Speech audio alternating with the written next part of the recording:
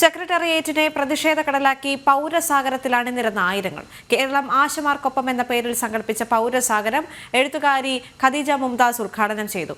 ആശാസമരത്തോടുള്ള സർക്കാരിന്റെ corporate CEO ഭാഷ വെടിയണമെന്ന് കവി സച്ചിദാനന്ദൻ പറഞ്ഞു.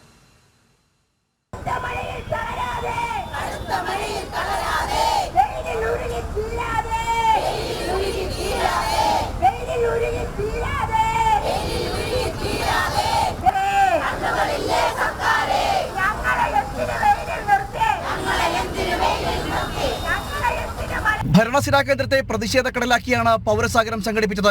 രാഷ്ട്രീയ സാംസ്കാരിക മേഖലയിലെ പ്രമുഖർക്കൊപ്പം ആശാപ്രവർത്തകരും കുടുംബസമേതം പ്രതിഷേധത്തിൽ അണിനിരുന്നു. ആശാസമരത്തെ അവഗണിക്കുന്ന സംസ്ഥാന സർക്കാർ തൊഴിലാളി പ്രസ്ഥാനത്തിലൂടെ വളർന്നു വന്നതാണെന്ന് ഓർക്കണമെന്ന് എഴുത്തുകാരി ഖദീജ മുംതാസ് ഓർമ്മിപ്പിച്ചു. ലോകത്തെമ്പാടും നമുക്കറിയാം, ഒരു 17-18 നൂറ്റാണ്ടുകൾ മുതൽ തന്നെ നിരന്തരമായിട്ടുള്ള അധസ്ഥിതരായിട്ടുള്ള അല്ലെങ്കിൽ തൊഴിലാളി വർഗത്തിന്റെ സമരങ്ങളിലൂടെ തന്നെയാണ് ഇന്ന് നമ്മൾ ലോകം ഇന്നത്തെ അവസ്ഥയിലേക്ക് എത്തിച്ചേർന്നിട്ടുള്ളത്. അത് യുണൈറ്റഡ് സ്റ്റേറ്റ്സിലാവാം, യൂറോപ്പിലാവാം, റഷ്യയിലാവാം, ഓസ്ട്രേലിയയിലാവാം, ഇന്ത്യയിലാവാം, എല്ലായിടത്തും ഇത് തന്നെയാണ് സംഭവിച്ചിട്ടുള്ളത്. അതിലൂടെയാണ് വാസ്തവത്തിൽ ഈ ജനാധിപത്യം നമ്മൾ നേടിയെടുത്തിട്ടുള്ളത്. കേരളത്തിൽ മുദ്രാവാക്യങ്ങളിലൂടെ വന്നുകൊണ്ടിരുന്ന നിരന്തരമായിട്ടുള്ള ജാതിക്കെതിരായിട്ടുള്ള സമരങ്ങൾ, അധസ്ഥിതരുടെ സമരങ്ങൾ, തൊഴിലാളികളുടെ സമരങ്ങൾ, കയർ തൊഴിലാളികളുടെ, ബീഡി തൊഴിലാളികളുടെ, അങ്ങനെ എത്രയെത്ര സമരങ്ങളിലൂടെയാണ് നമ്മൾ അല്ലെങ്കിൽ ഈ തൊഴിലാളി പ്രസ്ഥാനം തന്നെ എത്തിയിട്ടുള്ളത് എന്ന് നമ്മൾ ആലോചിക്കണം. ആ ഒരു തൊഴിലാളി പ്രസ്ഥാനത്തിന്റെ വക്താക്കളാണ് ഇന്ന് കേരളം ഭരിച്ചുകൊണ്ടിരിക്കുന്നത് എന്നതാണ് അതിന്റെ ഒരു വൈരുദ്ധ്യം ആയിട്ട് നമുക്ക് കാണേണ്ടി വരിക. പൂർണ്ണമായും ന്യായയുക്തമായ സമരമാണ് ആശമാരുടേതെന്ന് കവി സച്ചിദാനന്ദൻ പറഞ്ഞു. കോർപ്പറേറ്റ് സിഇഒമാരുടെ ഭാഷ ഉപേക്ഷിച്ച സർക്കാർ സമരത്തെ കേൾക്കാൻ തയ്യാറാകണമെന്ന് സച്ചിദാനന്ദൻ വിമർശിച്ചു. വീഡിയോ കോൺഫറൻസിലൂടെ സമരത്തെ അഭിസംബോധന ചെയ്ത് സംസാരിക്കുകയായിരുന്നു അദ്ദേഹം.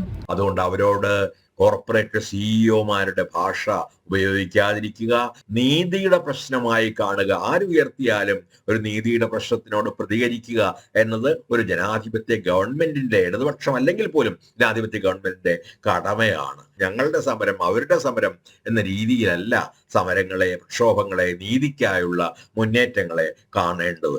അധികാര രാഷ്ട്രീയം കൊണ്ട് മുരടിച്ചുപോയ കേരളീയ സമൂഹത്തിലെ തൊഴിലാളി രാഷ്ട്രീയത്തെ തിരിച്ചു കൊണ്ടുവരിക എന്നൊരു വലിയ ധർമ്മത്തിന്റെ ആദ്യ പടവ് കൂടിയാണ് ഈ സമരം എന്ന് മനസ്സിലാക്കി അവരോട് നീതിപൂർവം, അനുഭാവപൂർവം പെരുമാറണം എന്ന് എൻ്റെ ഗവൺമെന്റിനോട് ഞാൻ സ്നേഹപൂർവം അഭ്യർത്ഥിക്കുന്നു.